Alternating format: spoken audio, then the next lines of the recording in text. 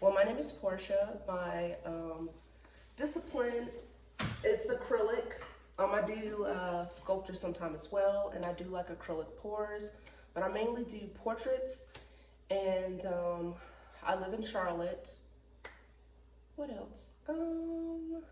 I love being outdoors. Um, I'm from a small town in North Carolina. This makes me think of it a bit because it's very peaceful as far as, you don't have to worry about a whole bunch of cars all throughout the day and, you know, uh, it being super loud. But this is definitely like my zen, Mm. being places like this, lots of trees, birds, wildlife. I actually brought my bird books, but I didn't really pull them out. It's totally fine. A good chunk of them I can identify, but yeah, I love being outside in nature. I like to grow food sometimes, and I love food. And just basically creating art and just being outside, trailing a little bit. So yeah, that's that's me. That's That's great. me. That's great. Can you talk to us a little bit about your subject matter? I see a lot of similarities in the pieces I see here. Do you typically do portrait work? Is this just kind of its own separate body of work? Can you just talk a little bit about that? So yes, as far as portraits, that's been my go-to for at least, I'll say about 4 to 5 years. I did a self-portrait and I was just like, damn girl, that looks good. And then I just started to do more because it just intrigued me. Um, yeah, I feel like portraits, for me personally, they are a challenge. They still are a challenge, but it's a comfortable challenge that I'm okay with going forward with. Um, Whenever I do portraits, I typically do, you know, flesh tones. I mainly stick with the can't even talk today. I normally stick with richer skin tones. So I'll use a lot of, I'll use ultramarine blue and mix that with brown and just make some really dark chocolate shades. And then that's what I mainly do most of my portraits with. But this time I wanted to try something a little bit different. Um, I was like, you can do it. You can do a portrait with just different shades of blue and maybe a little bit of white and brown. So I gave this a go, and I'm actually liking this. I love her gap. I love the freckles. Um, when it comes to portraits, the things that I absolutely love are, again, like the gaps. But since I didn't give her one, I was just like, let me just keep it how it is. Because sometimes when I try to add every single thing that I like in a face, I'm like, okay, girl, what happened here? Just ease into it. So I just gave her a gap because I think that gaps are beautiful, and I feel like that's one of those unconventional, features of beauty that, I mean, I know there are a lot of people that do like it, but when we go mainstream, it's kind of like, oh, yeah, a few of us like it. I don't really care for it or whatever it may be, but I love them. That's really Anybody? cool. Yeah, I Yeah. like that you said unconventional beauty standards. I think that's a great point. Can you talk a little bit about your creative process? Do you typically paint from observation, from reference images? Where do these images come from? So, I typically do find me a reference for my image. Of course, I will add my own twist on it, but whenever I do pieces, especially portraits, um, I do them from experience and just who I'm around, like sisters, cousins, family members, black women. Yeah.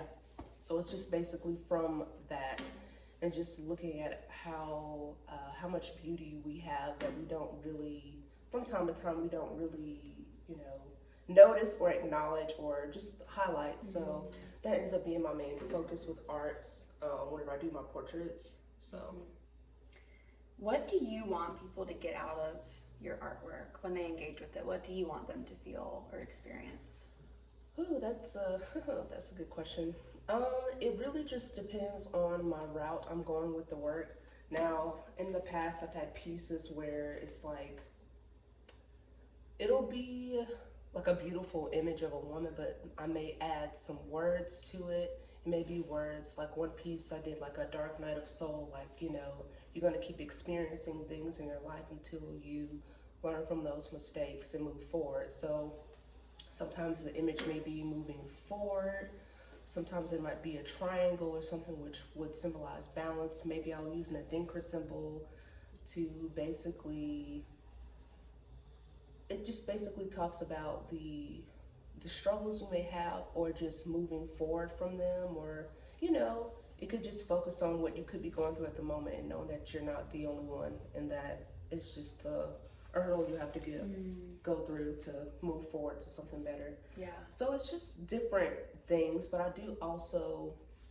want to point out, typically with my portraits, I don't really add a lot of hair. I'm adding hair now, but typically it's a short haircut on a woman, and I want, you know, people to take from that, you know, you don't have to have long straight hair. Hell, you don't even have to have any hair. You should just feel confident in who you are and what you have, whether it's the full lips, the wide nose, whatever it is. So I want that to be one of the messages, you know, to remember that you are beautiful and just be unapologetically Black. I love that. That's really beautiful. Well, LaPortia, is there anything else that we did not talk about that you want people to know about your work? I know I mentioned those things just now about, you know, struggles and things of that nature. I feel like that also just kind of circles back around to your health, like emotional and mental health. And I feel like that's something that's important for us all, you know, being able to find an outlet, you know, whether you're walking or you have a chance to sit down and journal, or even if you have like a journal where you ask yourself questions. Why are you mad? What are you mad about? Why does it, you know what I mean?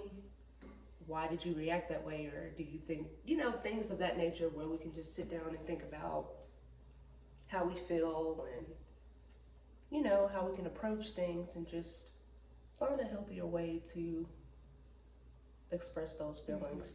Because I do feel like for me, painting, it does help. I know some people like to write, make music, listen to music, dance. There's just so many different avenues of art, and I wish people would realize that, because a lot of people like to be entertained, and it falls under art. So I wish people would stop acting like everybody's walking around with crayons, when a lot of people are really putting a lot of work into what they do. Because whether people want to realize it or not, when you see art or hear it, or, you know, or in a space of feeling the art, it does, you know, drive emotions through you sometimes. I mean, hell, people watch movies, they watch TV shows. What do they think that is? Someone had to create that. Yeah. You know? So, yeah, art's all around us. I just need people to remember that, and stop asking creatives to create for free. That's my last message there.